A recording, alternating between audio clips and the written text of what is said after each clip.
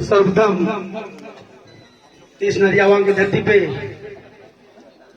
श्री विश्वकर्मा भगवान की जो मंदिर है, इनके प्रांगण में श्री विश्वकर्मा भगवान की मंदिर के समक्ष शीश को झुकाते हुए अपने इष्टदेव विश्वकर्मा भगवान को प्रणाम करते हैं और श्यामलाल बाबू जी का बहुत बहुत धन्यवाद देते हैं कि इन्होंने हमको बोलने का अवसर दिया। यहाँ पे मंच में बैठे मंचासीन हमारे नेतागण, अब मंच के सामने भी बहुत से नेतागण बैठे हुए हैं, पत्रकारगण, अतिथिगण, सम्मानित क्रांतिकारी साथी हमारे, आप सभी लोगों का मैं सही दिल से आभार व्यक्त करता हूं और वंदन अभिनंदन करता हूं। आप सभी का स्वागत करता हूं। अपने बड़े बुजुर्गों में प्रणाम करके आशीर्वाद लेता हूं।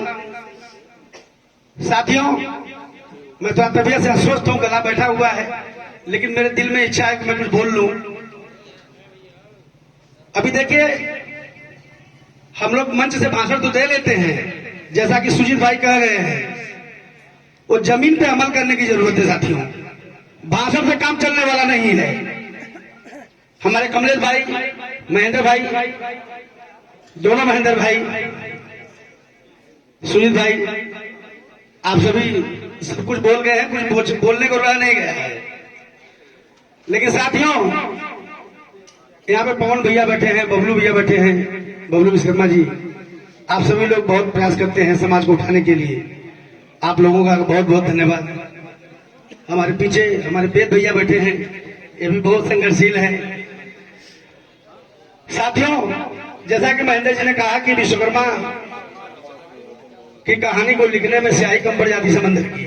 साथियों, विश्वकर्मा पुराण लिखा जा चुका है, 1600 साल पहले लिखा जा चुका है, लेकिन ना ही हमारे लोगों ने इसको बताया, ना ही हमने समझा कभी इसी को।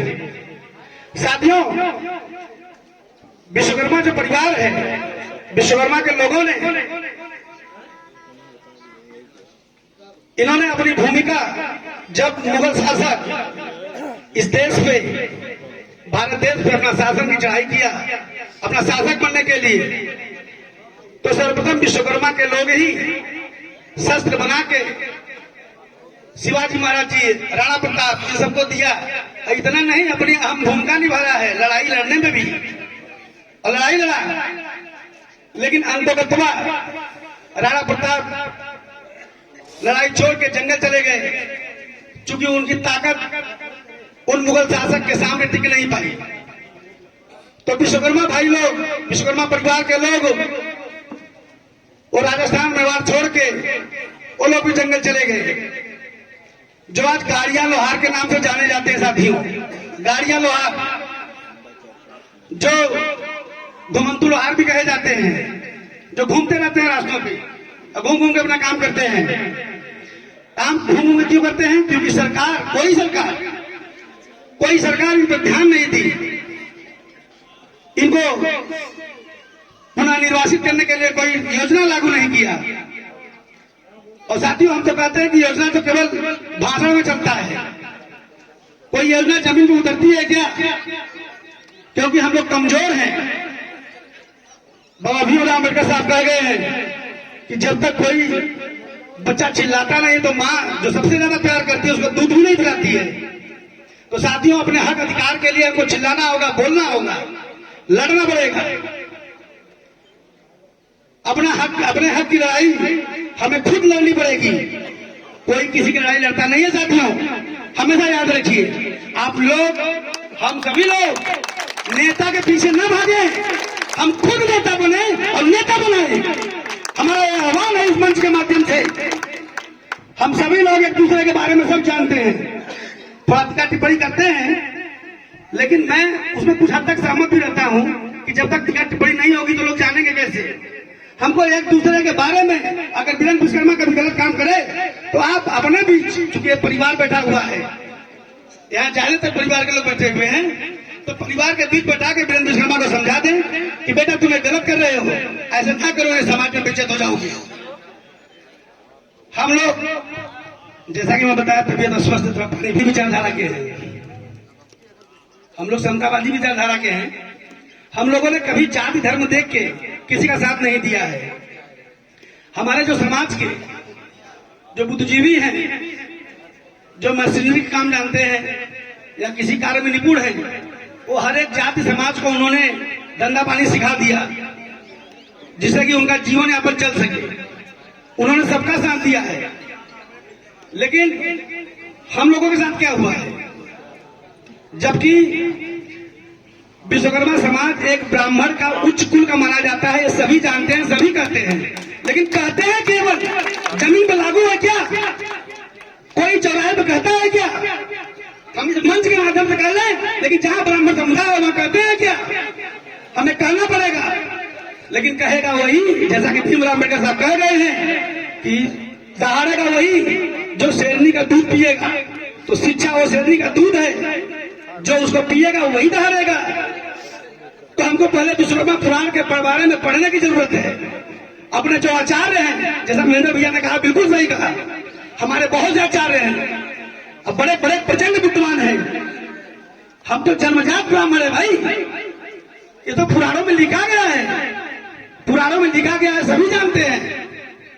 लिखा गया है कि विश्वकर्मा जन्मे ब्राह्मण है। तो विश्वकर्मा तो जन्म से ब्राह्मण है, क्योंकि ब्रह्मा की संतान है। इनमें ब्रह्मा का अंश निवास करता है। हमें जनेऊ की जरूरत नहीं होती है कि जनेऊ हम लोग अस्मत लें, उसको पूजा पाठ करके धारण करें, इसकी कोई जरूरत नहीं है। हम तो जन्म से ही ब्राह्मण है। तो साथियों, विश्वकर्मा बहुत ही उच्च कुल का ब्राह्मण है, लेकिन हम लोग अपने आप को समझ ही नहीं पाए आज तक। साथियों, सबसे पहले मैं ये कहना चाहूंगा कि मैं एक लोकजन सोशलिस्ट पार्टी का छोटा सा कार्यकर्ता अपने को समझता हूं। मैं कोई नेता मेता नहीं हूं, मैं कोई राष्ट्रीय अध्यक्ष नहीं हूं। मैं एक कार्यकर्ता हूं, कार्यकर्ता की तरह काम करता हूं। राष्ट्रीय अध्यक्ष की तरह एसी में बैठ के या भाषण दे के केवल समाज को गुमराह नहीं करता हूं। मैं काम करता हूं जितनी मेरे अंदर क्षमता है, जितनी मेरे अंदर ताकत है। जैसा महेंद्र भाई ने कहा है, 2 बजे तक मैं हॉस्पिटल में रहता हूं, 2 बजे तक जो भी कमाता हूं कुछ अपने परिवार के लिए रखता हूं। बाकी जितना है मेरे पास मैं समाज में बांटते रहता हूं, समाज के साथ चलते रहता हूं, समाज को उठाने की कोशिश करता रहता हूं। साथियों, अपनी ताकत हम लोगों को बनानी पड़ेगी। अपनी ताकत हम लोगों को बनानी पड़ेगी। जितने भी राष्ट्रीय अध्यक्ष हैं, जैसा कि हर बार हर मंच से बोला जाता है, हम लोग एक दूसरे को नीचा गिराने के चक्कर में लगे रहते हैं। हम लोग एक दूसरे को नीचा दिखाने के चक्कर में रहते हैं, जो गलत है। सारे राष्ट्रीय अध्यक्षों से निवेदन किया जाए कि आप लोग काम करके दिखाइए, और समाज, जो समाज हमको सुनने बैठी है, जो समाज हमारा इंतजार करती है, 2 शब्द बोलेंगे। समय बहुत कीमती है। आज आप लोग बैठे हैं, अगर काम करते तो 500 रुपए कमा लेते साथियों।